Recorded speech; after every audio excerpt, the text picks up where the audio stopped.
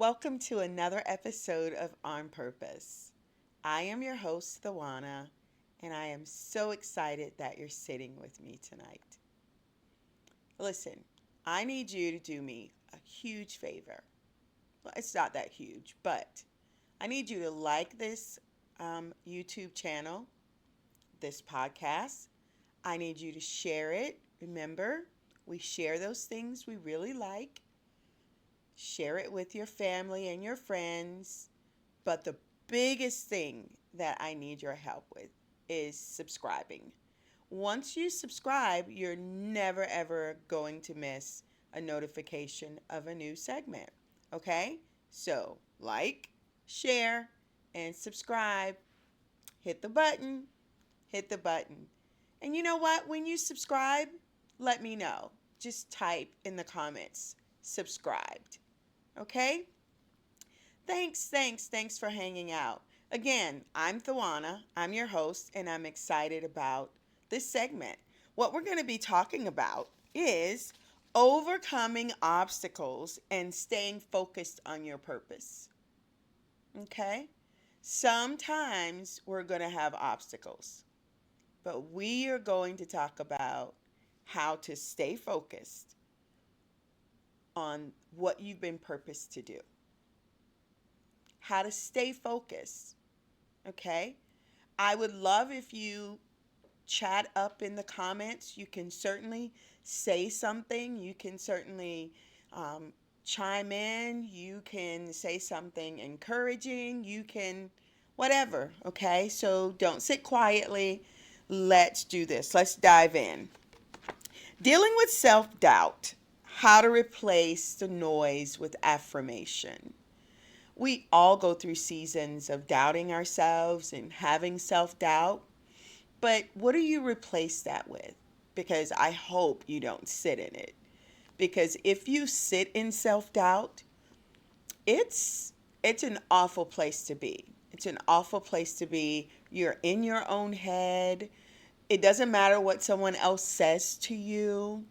You're just sitting in this self doubt, this not believing in yourself, not thinking that you're good enough, not feeling accepted in some of the social circles that you may be in, um, possibly going to a really large church and not knowing where you fit in, not knowing how to get involved. We're going to talk about these things. We're going to talk about them. But I want you to commit to saying in the comments, I'm no longer going to doubt myself. Okay? Type that in the comments. I am no longer going to doubt myself. All right? We're going to learn how to move past that. And I'm not going to tell you that you're going to get it one time and it's going to go. Because as you deal with different things in life and you hit certain milestones and you're working to achieve certain things, you're always going to have this.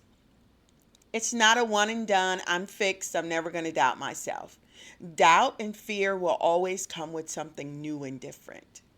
But it's okay. It's okay. It really is okay.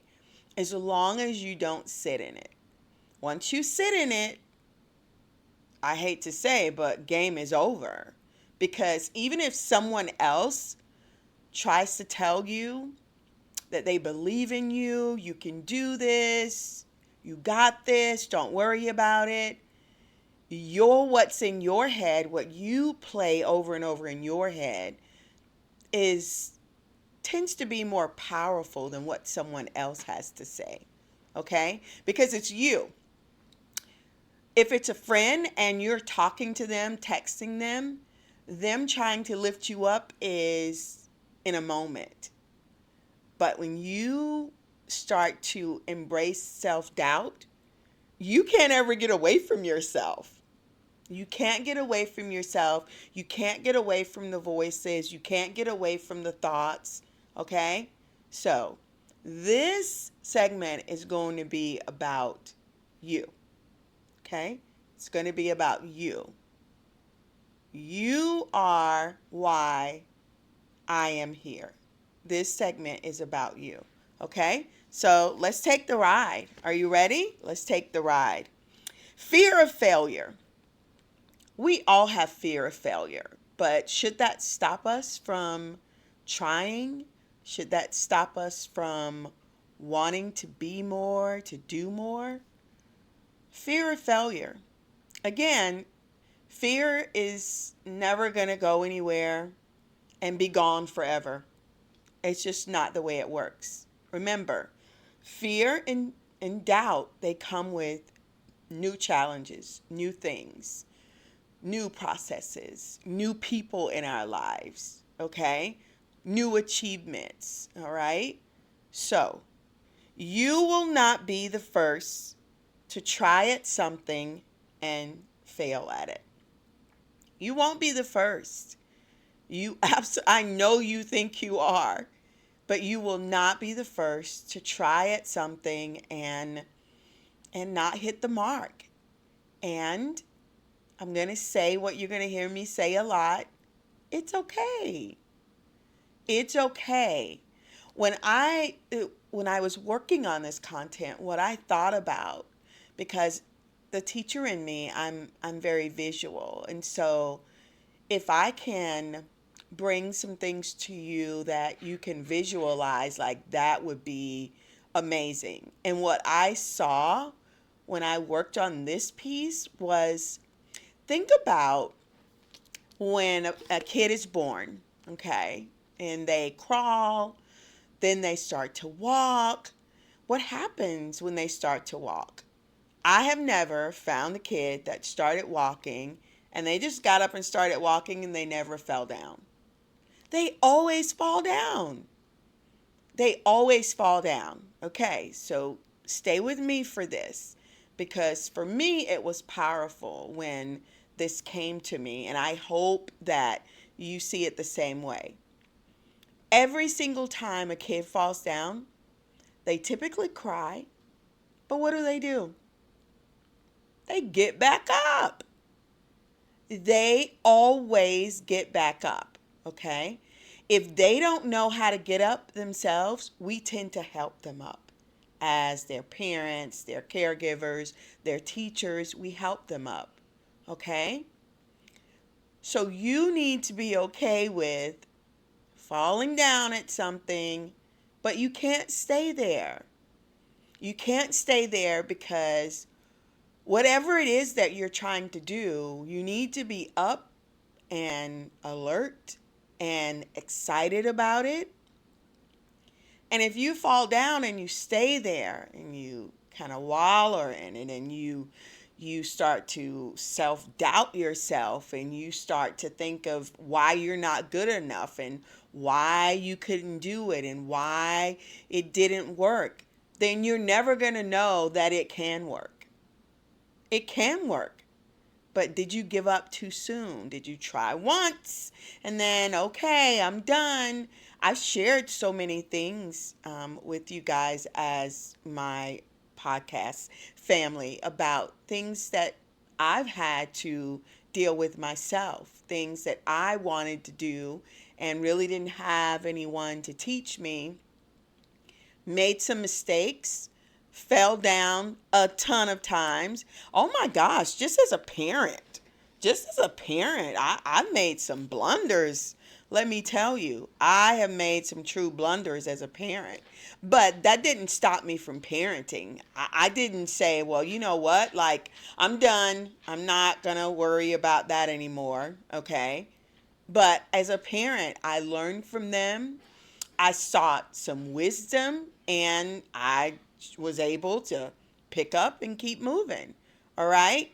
So when you think about quitting, when you think about attempting something once and it doesn't work, and then you're like, I'm done, think about that 1 year old baby, probably younger than that, because these kids nowadays, they walk a whole lot faster than one.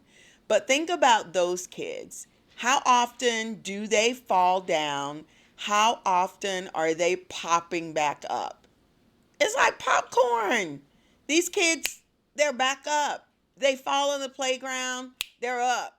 Teacher doesn't even get to rush over there to them and, oh, are you okay? Man, that kid is up and gone, okay? So why as adults, why do we struggle with falling down and getting back up? We have more tools in life to be able to pick ourselves up and keep moving than a kid does. All a kid knows is, I don't want to be down here. Like, I enjoyed that little moment of walking. Okay? So, we fall down, we don't stay there. We get back up. Type it in the comments. Get back up. Don't stay down there. All right? This is one of my favorite points. Cheer yourself on. You have to be your greatest cheerleader. Sometimes God won't allow us to have an audience chanting our name and pushing and encouraging us. Sometimes we're in a lonely place and we have to realize that if I don't cheer myself on, no one else will. What if no one else is watching? What if no one else knows that you are trying to accomplish something, go back to school, or buy a house, or start, doing something different? What if no one else knows? Then you can't expect anyone to cheer you on. But when you know, you have to be your greatest cheerleader. You have to be your greatest cheerleader. No one else should have that job. Okay? No one else should have the job of cheering you on greater than you cheer on yourself. Love yourself enough to cheer for yourself. Okay? Love yourself to cheer for yourself. Love yourself enough to cheer for yourself. Okay? If no one else is there to encourage you, that doesn't mean stop. That just means it's just me. I'm going to have to keep going. I'm going to have to keep going. I'm going to have to keep pushing. I'm going to have, if it's painful, I'm going to keep going. I want to go back to school, but I have kids, I have a job. When it's the right time, there may never be a right time, okay? But if you say to yourself, I can do it. I can do it with these kids. I can do it as a single mom, okay? I can do it. It may take some discipline. It may take some support. You may decide you don't want to tell anyone. You just want to make a go of it on your own.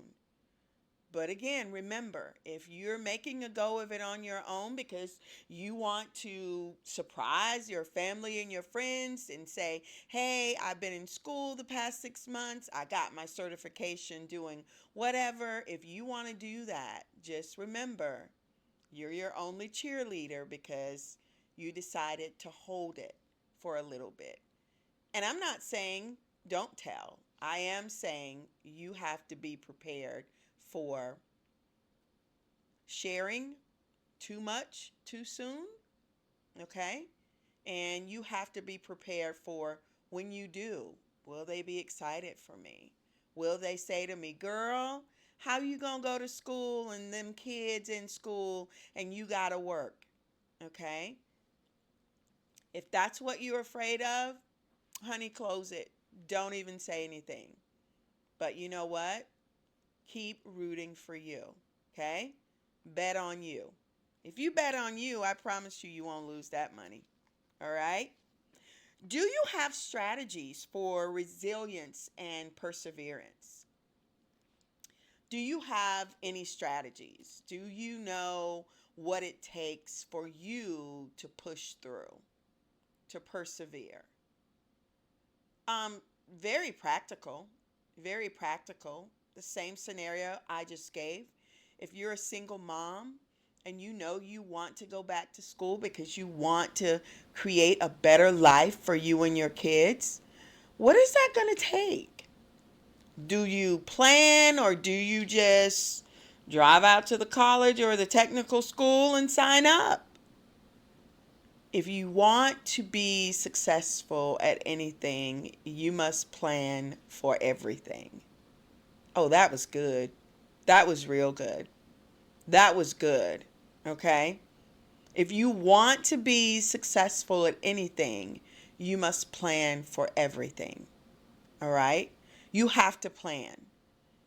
So if you're that single mom and you know that you got a plan around you going to school, that means who's picking up the kids, who's going to help me with the kids. That means how am I going to make it to football practice after school? How am I going to make it to the soccer game on Saturday? You have to plan so that you're not in a place where you're at the mercy of figuring it out day by day. Okay? Plan, plan, plan. Will our plans fail sometimes? Yes, they will. Does God sometimes wink and laugh at our plans? Yes, He does. Okay? But until He winks and laughs, you better get to planning something. Okay? Because a person without a plan is more likely to fail than they are to succeed. All right? If you know the odds are stacked against you and it's something that you are aspiring to do and that you want to do, you got to plan. You got to plan so that you can stay on top, that you can make it happen, and that you can see an end to it. Okay? Type in the comments, I am going to plan to succeed. Okay? Type that in. Make sure someone in your circle of influence is where you want to be. All right? Make sure in your little circle, because we all have circles. Some of us call them a village, some of us call them a circle, whatever it is, whatever you want to call it. You must make sure that there is someone in that circle that is where you are trying to get. Okay? You guys can't all be at the same level and, you know, trying to figure stuff out, because typically we need support from our circle or our village. Now, if you and your village say, you know what, girl, we going back to school. We all going back to school. Okay, you might want to rethink that, because somebody in your circle may need to be making that soccer game, that football game, picking that girl up from cheerleading practice, okay? So make sure your circle is has people in it that are really doing great things, because that's encouraging to you. That's encouraging, and it should make obstacles a little bit better for you. And when I say that, I'm not making light at all about obstacles. But when you can look at someone else and say, oh my goodness, she did it, I can do it. I am telling you, that is the gasoline to your fire, honey. When you can look at someone and say, you know what, 2 years ago, my friend was going back to school and she did it. She did it with kids as a single mom. Surely I can do it with kids and a husband. All right? So check your circle. Check your circle. Check your village. You all can't be in the same place at the same time. All right? Your circle and your village needs to have a little variety. If you have a little variety, then you guys tend to feed off of each other and encourage each other and, pull. I was watching a podcast, because it's my new thing now to watch podcasts all the time. And I was so inspired. It was a couple, I won't name them, but they talked about when the wife is at 60% on any given day. Okay? She talked about the other 40% is what her husband may be at. Okay? So you have to understand and know what percent you're You're moving on when you're married so that that spouse makes up the difference. All right? Because the goal is you're one unit, so functioning at 100% is is ideal. It's ideal, okay? So check your circle, check your village, all right? I'm not putting down anybody's circle or village, but I'm just saying, like, you need to have some movers and shakers around you if you're aspiring to do things. If your circle is, girl, I know you not fixing to go back to school with all them kids, honey, you in a square and you need to find a circle, okay? Because you got people in the corners of those that square, they're not rooting for you. They're not rooting for you. They are expecting you to fail because of your circumstances. And if you have people around you that think like that and never can encourage you to be better, to do better, to live better, to raise your children better, wrong circle. Wrong circle, wrong group, wrong village. You have to find a new circle of influence, okay? You absolutely have to find a new circle of influence. All right? So, I don't know if you caught, but I hope you did, if you caught the last, well, the podcast that was done with my twin sister, Shawana. It was amazing. It was absolutely amazing. And Shawana talked about that a little bit, about that circle of influence and those people. So listen, if you have not watched that podcast, I want you to go back and I want you to find it. You'll recognize it when you see it because she's my twin sister. We look alike. Okay. And the name of that segment was what does purpose, what does support look like? I'm sorry. What does support look like? Go back and watch that one after you finish this one, okay? Who are you being influenced by and what are they saying? Again, who are you being influenced by and what are they saying? You got to watch that, okay? You got to watch who you're being influenced by. Is it a good influence? Is it a bad influence? What are they saying? Are they saying things to lift you up or are they saying things to make you feel like you'll always be where you are in life? Okay, it's time to do a circle check. Telling you, it's time to do a circle check. All right? Purpose may come with adversity. And when that happens, what is your circle saying? What are they saying? I want to leave you with that question. Purpose may come with adversity. When that happens, what is your circle saying? Your village. What are they saying? Are they pushing you, saying you can do this? Girl, I got you. Bro, I got you. Let me know how I can help. What are they saying? This is when you will know the circle that you're in. All right? You'll quickly know the circle that you're in when they start to respond. All right? Seasons change, so why do we fight against relationships changing? Seasons change. Whether we like it or not, it can be 40 degrees, but I don't think we'll be walking outside in a tank top. What do we do when seasons change? We change the way we dress. We change the thermostat in the house. We change things pertaining to our car. We make sure that the car is going to heat up when we get ready to get in it in the morning. Why do we adapt to seasonal changes, but we refuse to adapt to changes with relationships and people in our lives? Listen, I believe that people are in our lives for a season and a reason. And if you don't know the difference and if you don't adapt to the change, then it'll change for you. Okay? It will change for you.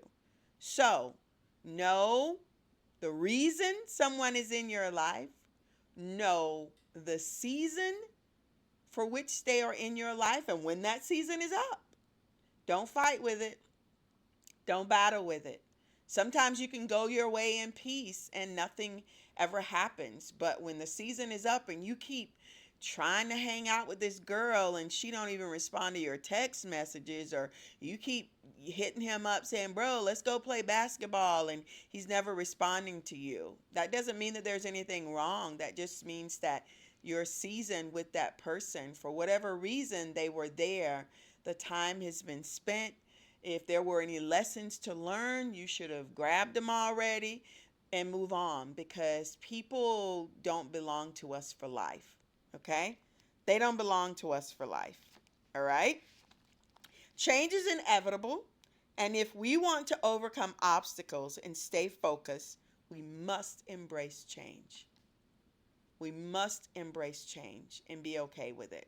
I'm going to come back again at another time and we're going to talk about change a little bit more. I have some amazing guests lined up to help me with that topic. But remember, change is inevitable.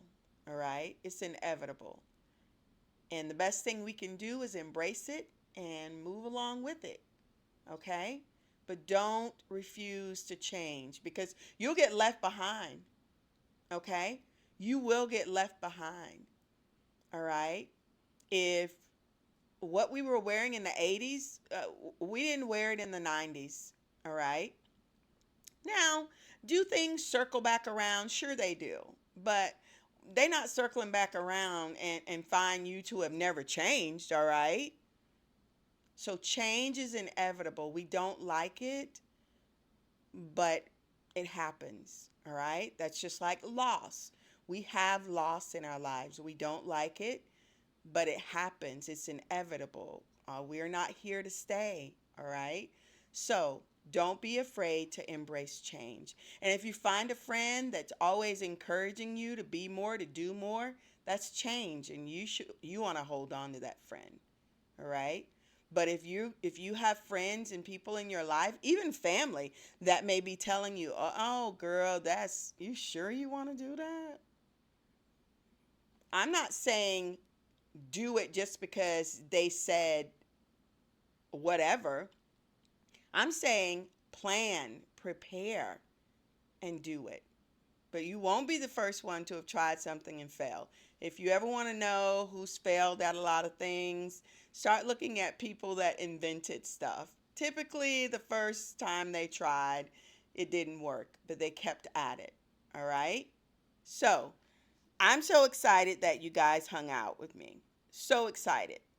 Listen, every Thursday, join me here on this podcast at 7 o'clock for impactful guests and amazing conversation. All right? Remember the three things: like, share, and subscribe. All right? That way you never ever miss an episode. This is On Purpose. I am Thawana. And remember, whatever you do, do it on purpose.